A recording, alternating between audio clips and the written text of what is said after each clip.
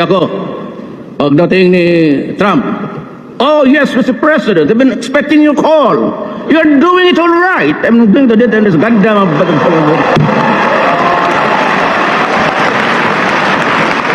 Uwi na ako.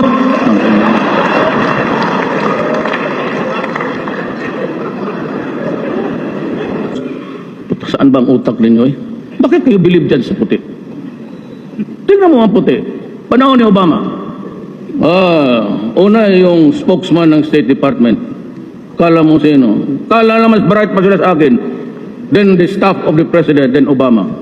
Would like to remind of Secretary that the policy of the Senate. Yari ako. Pagdating ni Trump, oh yes, Mr. President, I've been expecting your call. You're doing it all right. I'm doing the dead and this goddamn...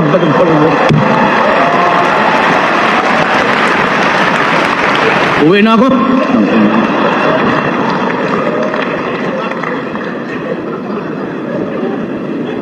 So, that's the value of the country that you value.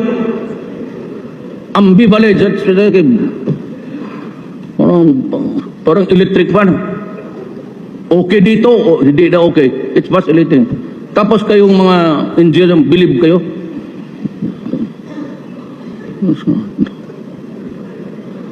Hindi ko talaga maintindihan Pilipino. It takes for an American to say that I'm a son of a bitch. And it takes an American to say, oh, you're great, you're a hero in your country. O saan ako pumunta nito ngayon?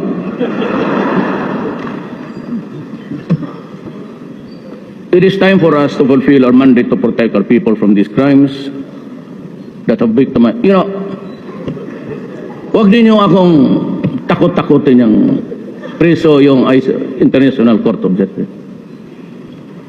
Shit, I'm willing to go to prison for the rest of my life. Ang importante sa akin, ginawa ko yung gusto ko.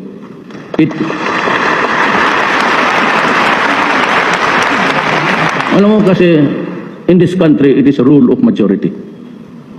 I did it for the 50 plus 1. Because in a vote of 100, I get 51. 50 plus 1. 50 is 1 up. 1, that is majority 1. I win.